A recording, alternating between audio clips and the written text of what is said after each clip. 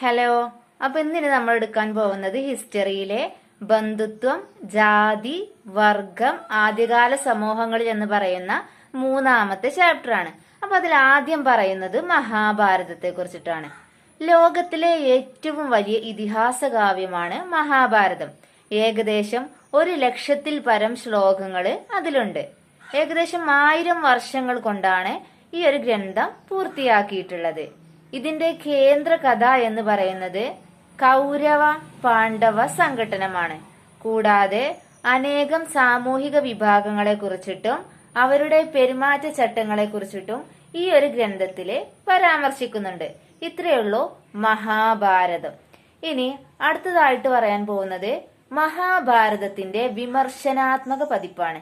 എക്സാമിന് ഏറ്റവും ഇമ്പോർട്ടന്റ് ഉള്ള ഒരു പാർട്ട് കൂടിയാണ് മഹാഭാരതത്തിന്റെ വിമർശനാത്മക പതിപ്പ്. പൊതുവെ ചോദിക്കാറുള്ള ഒരു ഭാഗം കൂടിയാണ്. ഈ മഹാഭാരതത്തിന്റെ വിമർശനാത്മക പതിപ്പ് തയ്യാറാക്കാനുള്ള പദ്ധതി ഏറ്റെടുത്തത് ഭണ്ഡാർക്കർ ഓറിയന്റൽ റിസർച്ച് ഇൻസ്റ്റിറ്റ്യൂട്ട് ആണ്.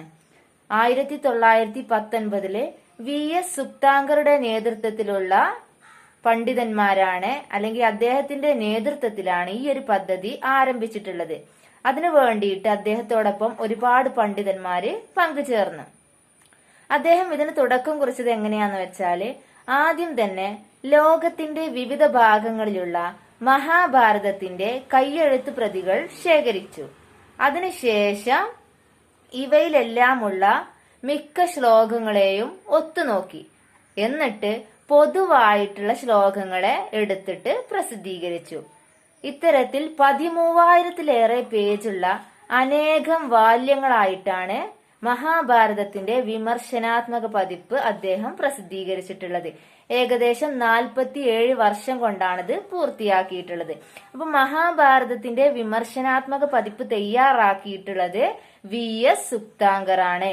1919 ആദ്യം ചെയ്തത് മഹാഭാരതത്തിന്റെ വിവിധ ഭാഷ്യങ്ങളിലുള്ള കയ്യെഴുത്ത് പ്രതികൾ ശേഖരിച്ചു. എന്നിട്ട് ശ്ലോകങ്ങൾ ഒത്തുനോക്കി പൊതുവായിട്ടുള്ള ശ്ലോകങ്ങളെ എടുത്തുകൊണ്ടാണ് പ്രസിദ്ധീകരിച്ചിട്ടുള്ളത്. 47 വർഷം കൊണ്ടാണ് അദ്ദേഹം ഇത് പൂർത്തിയാക്കിയിട്ടുള്ളത്. അപ്പൊ ഇത്രയുള്ളൂ മഹാഭാരതത്തിന്റെ വിമർശനാത്മക പതിപ്പ്. അപ്പൊ ഇത്രയുള്ളൂ ഇന്നത്തെ ക്ലാസ്. അപ്പൊ എല്ലാവർക്കും മനസ്സിലായി എന്ന് വിചാരിക്കുന്നു.